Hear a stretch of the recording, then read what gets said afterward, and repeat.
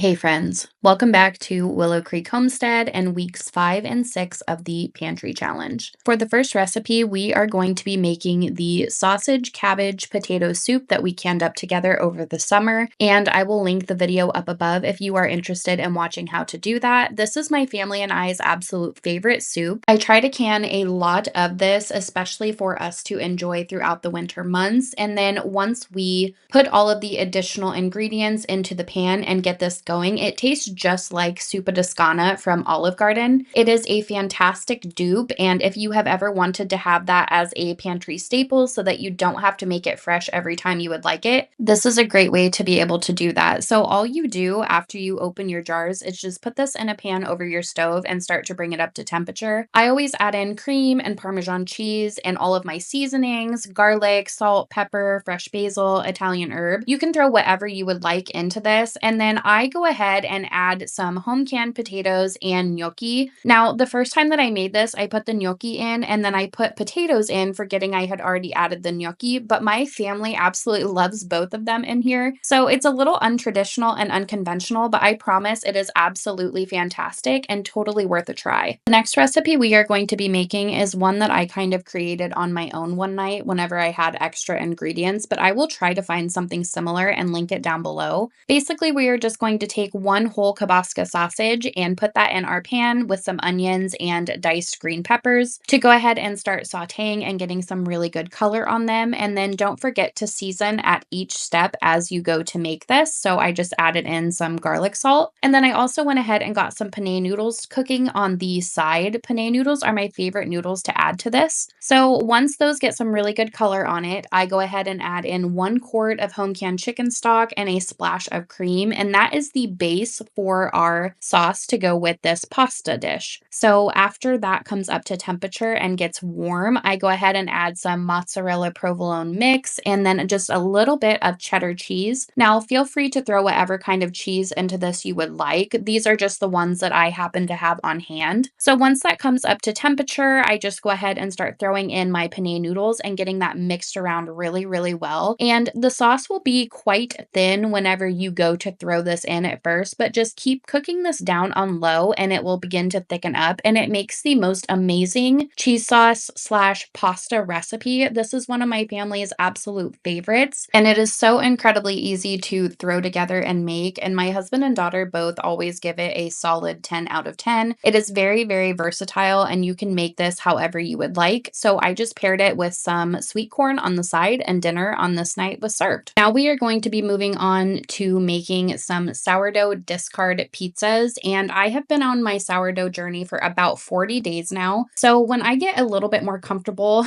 doing all of these things, I will definitely be sure to include more recipes and how-tos with all of this. But right now I'm just experimenting with discard recipes because my sourdough is still kind of at that stage where it needs to mature a little bit more. And I will leave all the ingredients for this recipe down in the description box. I had a question from one of you that asked about using yeast in the discard recipes when you are doing sourdough. And that is just because sometimes it takes a long time for your sourdough to mature to be able to use. And oftentimes, whenever you go to make your sourdough each day, you're discarding a lot of it. And bread flour is what I use. It's very expensive. So instead of throwing away the discard, that is just a good alternative and way to get creative and to be able to use it in recipes. And sourdough is also very, very good for you. It is a fermented bread instead of using like your quick yeast or your active yeast, which can be a little bit bad for you at times. So it's a good way to use the extras and give your recipes a really good sourdough flavor without the sourdough itself having to be active in order to use it. So after adding all of the ingredients together and getting the dough kneaded, I went ahead and got a clean bowl and got my dough ball placed in there with some olive oil in the bottom and on the top so that it didn't dry out. This recipe called to let it rise for 2 to 4 hours, so I went ahead and let it rise for 3 hours and covered it with my new 4 Jars dishcloth. If you have never tried their dishcloths, they are super high quality, and I will leave a link down below for all of their products. Be sure to use code Willow Creek for an additional savings on your order. So this recipe specifically makes 4 pizzas, and if you've watched previous videos, I do not own a pizza pan. I just put this on a baking sheet and do it that way. So I divided the dough in two and thought that 2 pizzas for my family would be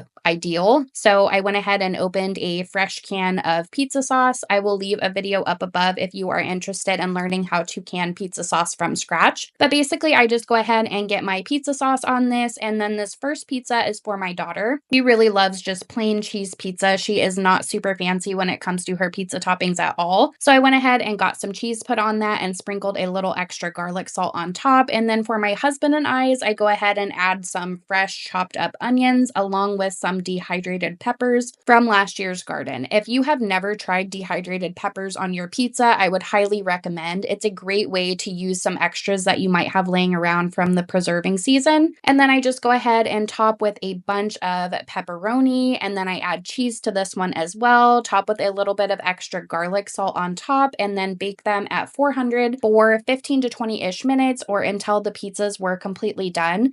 And I was a little bit skeptical about this sourdough discard recipe for pizzas because I've never tried it before, but you guys, it was absolutely fantastic. My husband and daughter both continued to rave about how the pizzas turned out. The crust was spot on, and we tend to like a thinner pizza, but these turned out to be a little bit thicker, and we all really enjoyed them. So if you are looking for a new discard recipe for pizza, I would highly recommend. Next, we are going to make my tried and true chocolate chip cookie recipe, and I accidentally created this recipe about a year ago by screwing up a recipe that I was trying to follow, and I ended up liking this version way more than the original. So first, you just start off with 2 sticks of warmed butter with a 1.5 cup of brown sugar and a 1/2 cup of white sugar, and then I go ahead and cream that together really well, and then I add in 2 eggs and I measure with my heart on the vanilla and let that beat together for 2 to 3-ish minutes. Then I go ahead and add in 3 cups of flour, and then instead of doing the dry ingredients in a separate bowl, I just combined the baking powder and baking soda right in the flour before I go to mix this all together. And then I also go ahead and add in several pinches of salt. And then if you use a stand mixer and just turn the knob back and forth, you can kind of slowly combine the flour in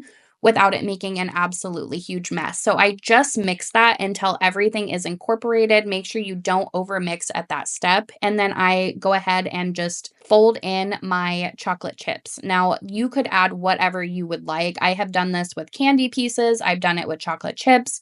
I actually go ahead and add in some mini M&Ms to the top of some of these cookies. And I forgot to add chocolate chips on the top of the first round of cookies, so they come out looking a little bit sad, but all in all, the taste is still always phenomenal. This is a really, really consistent recipe, which is why I like making it, but definitely feel free to get creative with whatever you would like to add in additionally or on the top of the cookies. So after they got done baking, I go ahead and take them out of the oven, and about halfway through, I like to depuff my cookies because I don't like a super thick cookie. And by depuffing, I just mean that I flatten the tops of the cookies as they are baking in the oven so that they don't come out super, super big. I find that those cookies tend to dry out really quickly.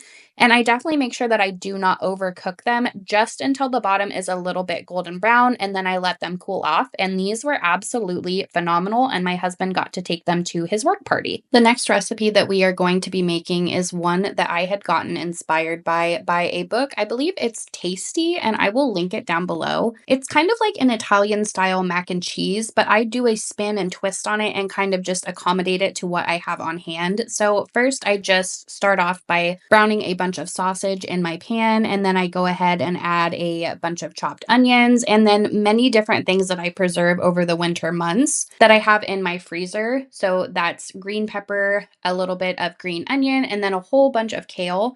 And I really love recipes like this because you can really just utilize a lot of things that are just sitting in your freezer.